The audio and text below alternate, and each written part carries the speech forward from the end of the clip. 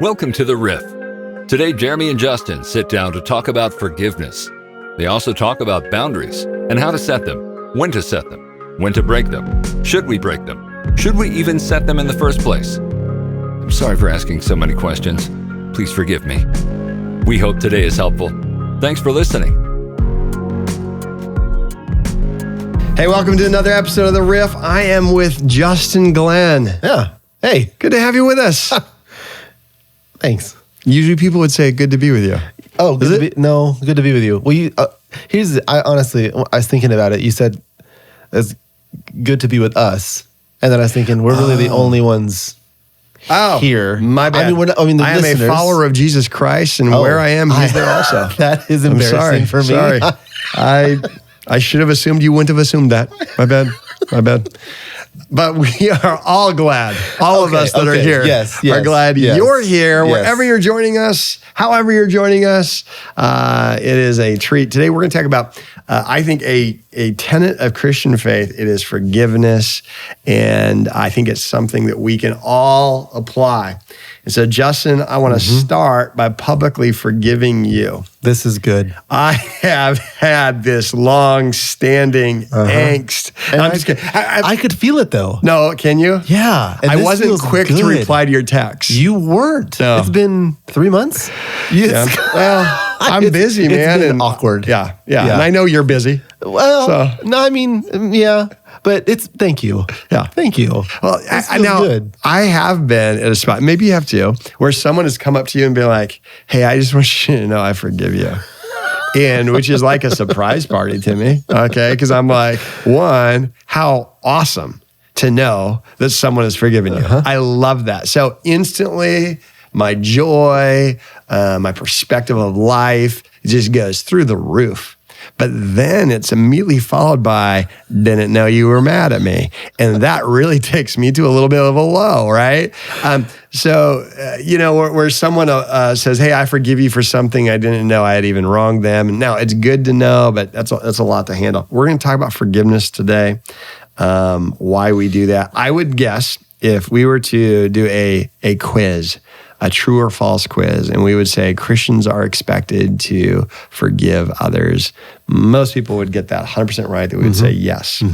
However, I would say a challenge that I've had, even though I've been following Jesus for a long time, I continue to have to be intentional about, am I letting offense get in the way, right? Am I allowing unforgiveness there? So we're going to talk about that today. There's a verse in Ephesians chapter 4. I have it here. It says, verse 32. It says, be kind and compassionate to one another, forgiving each other. And I really wish it stopped right there, but it continues. It says, just as in Christ, God forgave you. So not only are we instructed, if we're followers of Jesus, to forgive each other, we're also told how to do it. Forgive each other just as in Christ, God forgave you. And so the standard is pretty high. So let's just talk for a little bit about why is it hard to forgive people? So let's just kind of spitball that one for a little bit. What about the topic of forgiveness makes this something that we tend to stiff arm? I think that forgiving and forgetting usually become intertwined. Okay. Right? Yeah. Especially if you're coming from a very traumatic or toxic situation that looking at it, you'd be like, how could I forget that? It changed everything. Right. Everything. Yeah. Right? So I think forgive and forget get mushed together and become one. Right? And I don't think that in that scripture, he's saying forget everything, right? Just as God is forgetting everything. Right? There's not that moment. There is a piece to where you've got to deal with that trauma or with that toxicity or with that situation in a healthy way. But at the same time, finding this peace and finding this forgiveness that actually moves that situation forward instead of staying where it is. So I think for me, a lot of times where I've talked to people or in my own life, I think that I have intertwined those two together. So my question would be, what is the difference between those two? How do you not do that? Should you do that? What does that look like on a healthy, like spiritual level of forgiveness? Right. Okay, so let's break some of that down as forgiving, forgetting. I know when there's a wrong, a lot of times both sides feel the tension. When someone comes and apologizes, my natural tendency before I even hear you out is be like, "It's no worries, man. No worries." And not everyone's like that, but a lot of us are. Because it doesn't mean there's no worries. Matter of fact, I was actually very worried. I was very concerned about the situation. I had thought about it. I probably talked to some people about it, right? I was upset. But the moment you voice it, my tendency is to say no worries, to minimize it. Why is that not helpful? Because you're not dealing with it. Yeah. This is the exact opposite of the whole. I mean, you're completely shoving that under the rug to where that's not actual forgiveness. That's just absent-minded is like, no worries, man. There's nothing here. Let's just keep going. Let's just keep going. Actually, you need to deal with it. You need to deal with it. And the forgiveness part is not just a pushing it to the side, or once we talk about it, then it's like, okay, right? There's something there that was wronged or is wrong that needs to be righted. And if it can't be, peace needs to be brought to it. Right? And peace is not going to have an opportunity to step in if you stiff arm it that way. Yeah. Because it's a false, fake, like, oh, we're all good. We're good. Right. And then as soon as they leave, you're going to go back to that person that you did talk to and you're like, hey, you apologize, but you know him. That's ridiculous. It's like, that's not forgiveness. That's not, so I would say that's probably a big piece to it, to where you don't want to do that. That's not actual forgiveness. Right. To be able, forgiveness is saying there has been a rift in a relationship. There's been a brokenness there. That means there's tension. Mm-hmm. And so any type of real apology or forgiveness requires us to not eliminate that tension, but to lean into it. So if I were to been wronged by you, and you come and you want to talk about it, right? What I think would be healthy is for me to be able to listen to what you have to say. And if you're addressing the things that I feel like are wronged, have the conversation with grace. So I appreciate that. Let's talk through some of this. This is why I felt this way, and let's talk through that. If you stop short of some of my offense, I think what's helpful is for me to say, okay, I appreciate you saying that. Here's some other things that, man, I can't shake now that we're talking about this. Because what you do is you want to value wholeness more than you value being a victim. And that's a big deal. Is I've got to say, okay, let's talk through all the issues that I need to on my end. Now I also need to give you space to be able to talk through all the issues on your end, not to justify both ends, but to be able to just throw it on the table and say, okay, here are the things that are between us right now. How do we go forward from here? And forward from here is not pretending this didn't happen. Right. Forward from here is saying, okay, what do we now need to know, and what do we now need to build in our relationship? And so you mentioned, I don't know if you mentioned the word, but you were indicating the idea of boundaries when you're talking about the difference between forgetting something and forgiving something. Boundaries is a big deal. I remember the first time I ever read anything. Henry Cloud wrote a book, on boundaries, and it was called Boundaries. That's right. It's very clever. Great clear. book. Yes. And so I think the purpose of a boundary, it could be helpful. So walk us through. And I know. You guys have helped people navigate this in a family situation with parents, and obviously in work. It's one of the roles you get to do. What are some of the benefits of boundaries from some of the things you've learned, seen, and experienced? It's defined, okay. Right? If you don't have a situation defined, it's hard to then to define it after something has happened, because you know something has happened, but you don't necessarily know where. Or what happened. Right. So where if you do the work beforehand and you do have this construct in your mind of what those boundaries are, what you're looking for in whatever, let's just say a relationship, right.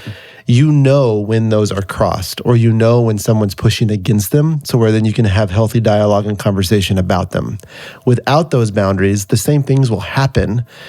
but the construct isn't there. So now you're just working in this open field to where it's just like, I don't feel like that's right. I feel hurt. But why? Yeah. I don't know if I can forgive. That would just mean to forget, right? So it's those pieces. The boundaries help you forgive because forgiveness is not necessarily forgetting, but it is letting go of that situation or that person in some ways, at some times, where they cannot control you anymore. Mm-hmm. Meaning, forgiveness is not something necessarily for the other person, which it is, but it is for you as well. Because if you do not get to that spot of forgiveness, whatever that is will control you because it's still in your mind. It's still taking root, controlling, all of those pieces.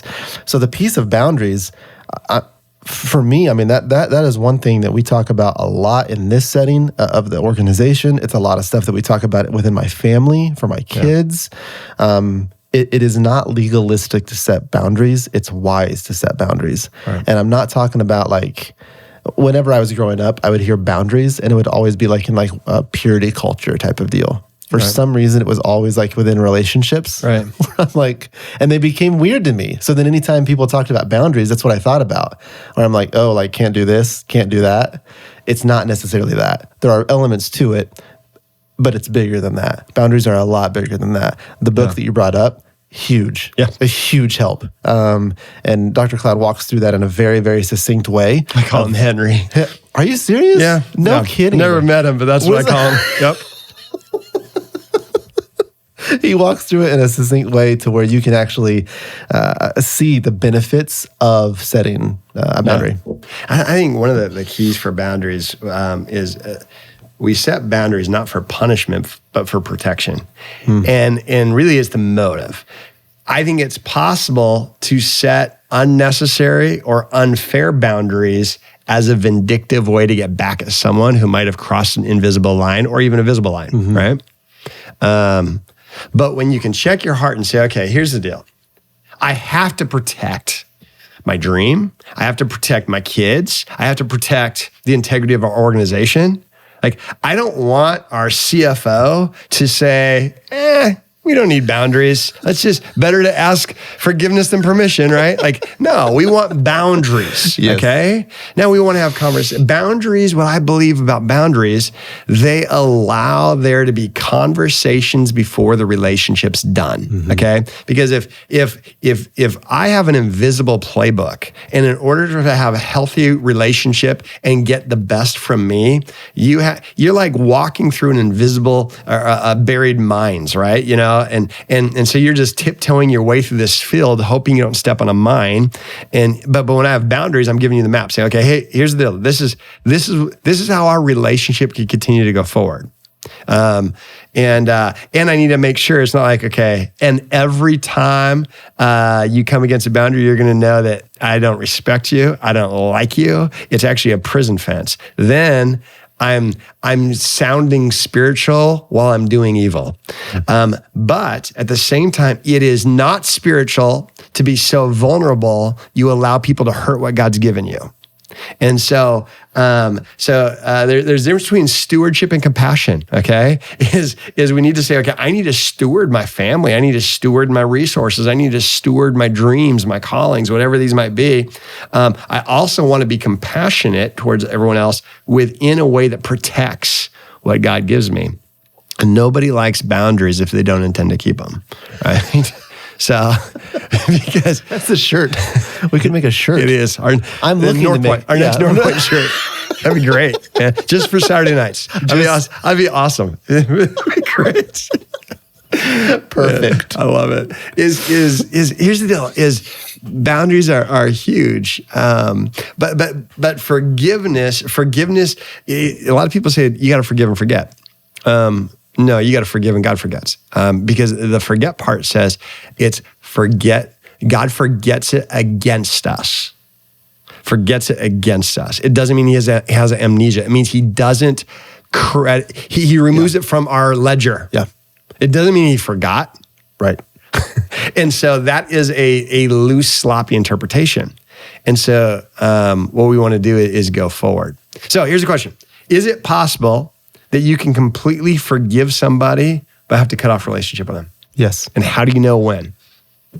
I think, again, you go back to the boundaries book, right? He walks through a lot of those pieces to where, again, the forgiveness not only is for that person, but it is for you, right? To where that no longer will control you. So let's say you're in an abusive situation. Yeah. I speak lightly on this because I have not been in one, okay? So I know people who have. I've walked through different scenarios, meaning I've just spoken to people, so I just speak on it that way, right? So I'm not saying... So I don't know your situation, but the forgiveness part of that is to let go of that so it will not control you. At the same point, you probably will not be able to be in relationship with that person or that situation any longer. Because to forgive means to change. They talk about, when you talk about like repent or the renewing of your mind or all of those different ideas that are in the New Testament, right? The forgiveness piece is wrapped up in those as well, as a discipline within it, because to do those things is to change the mind, to change the way. So if you're to renew your mind and then you stay in the same thing that you were in, your mind goes back to where it is. Right? It's neuroplasticity, right? That's what they call it in science now, which they didn't probably have that term in the New Testament. That's a flex right there. You don't know what a Benjamin T. Franklin T is, but you know what neuroplasticity. Plasticity. Wow. Where the brain is changing, right? So the environment that you're in, your brain is going to react and physically change to what it is. So if you stay in that abusive relationship, the forgiveness is not allowance, right? Like that's not, you cannot see forgiveness as an allowance. That's good. Like that's the toxicity part of that. The forgiveness is, it's no longer in your ledger and I see your humanity, even though this is the most hurtful situation that we are in. I need to break ties with this situation. I recognize you as a child of God and no longer can we be in this situation anymore. But forgiveness is granted. Forgiveness is given. It will no longer have part in my life. So that is like this weird, I forgive you and will never talk to you again type of deal, right? Yeah. And that can happen within relationships. That can happen within family. That can happen within the workplace. It can happen a lot. And I think those are probably the hardest times that somebody has to walk through something. And when you're talking about forgiveness. Yeah. Now, I think manipulators will manipulate.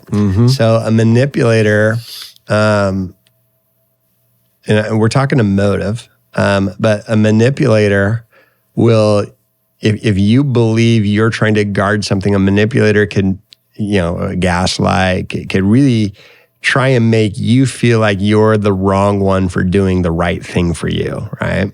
And you can do it on either side. I could set an unfair boundary as an excuse to cut off relationship because I don't want to grow and I don't want to have room for forgiveness. And I could set this boundary and be militant about something when that wasn't really to protect anything special. It's to preserve me from having a conversation that I need to.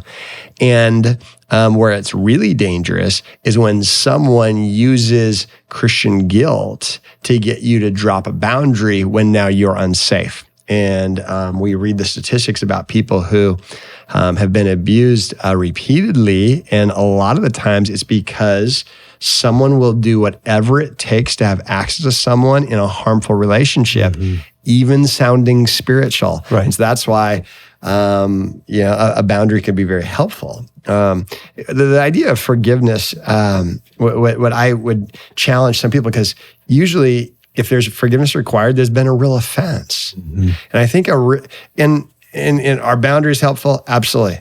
Does the motive need to be right? Absolutely. You got to ask yourself, what do I need to protect? If it's my image, if it's my my feelings, my sense of being right, boundaries aren't the option.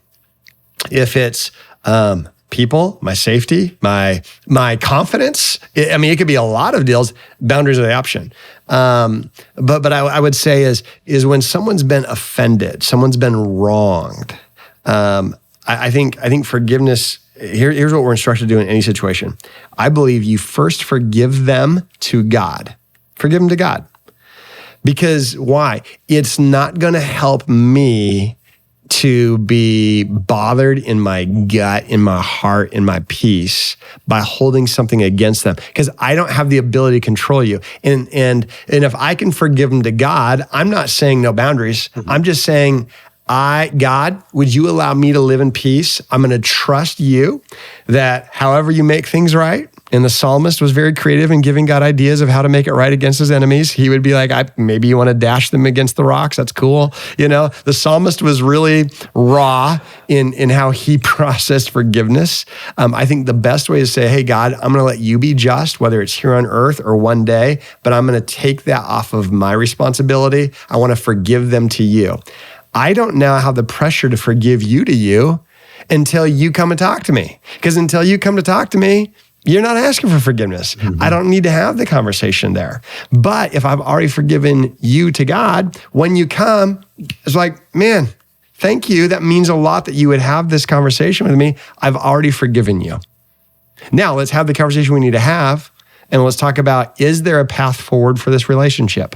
If there is, what are the expectations?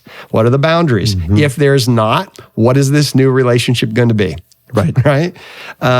But here's the deal. If I can't forgive somebody until they come and ask for it, I have given them power over my peace. And so for some of you, unfortunately, you will never have the opportunity to have someone who wronged you ask for forgiveness, because either they're too stubborn to, or they've died. They don't have the ability to. And so it's robbed you of the opportunity to make it whole. And so if you find yourself in that situation, I would say, man, have that conversation with God and say, God, I don't even have the opportunity to have this relationship restored, but God, I can't allow this to take away my peace anymore. God, help me to forgive as you forgave. And not let it hold me down or feel like I've got this angst anymore. And I might have some hurt and some wounds, but God, I'm going to let that be between you and me from this point on. Well, and I think you see something that's always been interesting. You gave a message, I don't know when it was, but it's stuck in my brain. And it's about forgiveness. It was about this whole idea, like when Jesus heals the paralytic, gets him up, he walks. He then forgives him of his sins, that whole thing, right? Okay. He says, what's more powerful, for this guy to get up and walk or for his sins to be forgiven, for me to forgive freely? So there's something in the New Testament that Jesus is talking about to where forgiveness is extremely powerful. Like it's more powerful than like healing. Right? Like, it's like, so for me, I've never looked at forgiveness as that kind of power, right? I've always seen it as a passive, weak allowance or forgetting. Right. So where I think that there has to be a reframe of forgiveness is actually like exactly what you're saying, like taking that power back and releasing it to God, right? Just, you no longer have this power over me, right? Jesus, you do. Right. So there's that piece to it where I think if we're able to get that paradigm shift, it becomes something really crazy, like crazier than a layman to walk, right? Like it's a very interesting piece. I do feel like if what marked followers of Jesus is their ability to insist on relational peace when there's opportunity. And there was, I think it was Paul. I say that anytime I don't know who, because he wrote like half the New Testament. So it's probably Paul. Either Paul. Or one of his colleagues. Said, as long as it is up to you, live at peace with all men, right? And so I think the key is this. I don't want to be the reason why there's angst in this relationship. I don't want to be the reason. Sometimes we're not going to be able to have a healthy relationship. Sometimes we're not going to be able to have a relationship because it's not going to be able to protect what I need to protect. However, I got to check myself first and say, is there a part of my pride? Is there a part of my desire to be a victim? Is there part of me like, I just don't like being around you? But I can really probably grow from having you in my life. So I got to check my motive and say, is there a part of me that's making it hard to go forward? So I think a healthy question is, what part of me is making this relationship hard to move forward. Second thing is it possible? Is there a perceived path forward? Is there possible? What would those boundaries be? Is there a sense of me punishing you on this? Or is this honestly protecting? And there are some times where you just have to say, okay, God bless you. Man, may you live at peace with him, but I know I'm going to live at peace with him. And so in order for me to live at peace with him and protect, here's where we're going to go forward. We're going to agree to disagree on this. And, this is where I'm going and this is what I need in my life. And then there's a lot of times though, when it's not a real protection of things, it's a disagreement of things, especially in a work relationship and a neighboring situation where we can be very Christ-like and say, okay, how do I creatively show love? Like for example, who out there maybe is in your life, and again, I'm not talking about an abuse situation, but who in your life do you not have a great relationship with? That you can keep going on and dismiss it. But if you creatively sent a note, sent a gift today, it might not change everything, but it might give another opportunity for this conversation to pick up. And I think that's worth the conversation, especially if the person hasn't said, hey, these are my boundaries. Now, if they've said these are my boundaries, that's called stalking them, right? So don't do that. And you might be like, well, I don't have peace with that. Well, that's what you got to deal with. It's not up to them to give you the peace of their relationship if they don't want it, right? So it's hard to have a relationship with someone who doesn't want it. Yes. So what do we do on that end? Let's say someone drew a boundary with us and we don't think that's fair. What do we do? Oh, man. I mean, the end of the day, right? You have to respect boundaries. Yeah. If you want your boundaries to be respected, you need to respect others. Now, that doesn't mean you can't ask questions. But I would say one thing on either side of that, I don't think forgiveness is like a one-man sport or a one-woman sport, right? It is definitely between you and someone, right? There's also God involved. So I would say don't go through the process of forgiveness alone. Yeah. So whether that be a counselor, whether that be, you have to get community around you and help you through those, because I don't think that you're going to probably make the wisest decision if you are questioning someone else's boundary. I think that perspective will help, perspective change, because I think that if you've got somebody setting a boundary for you, right, and you're like, no, you're only seeing it that one way, right? Yeah. I think that you need other viewpoints to probably show you this is why you set boundaries. This is probably why they're setting them as well. Yeah. Now let's figure out how to respect that, because I know that it might be hard, but it might be right. Yeah. Right. So I would say just don't do it alone. Either way, right? Either way, just don't do it alone. Yeah. I don't want my quest for peace to continually disrupt someone else's quest for peace, right?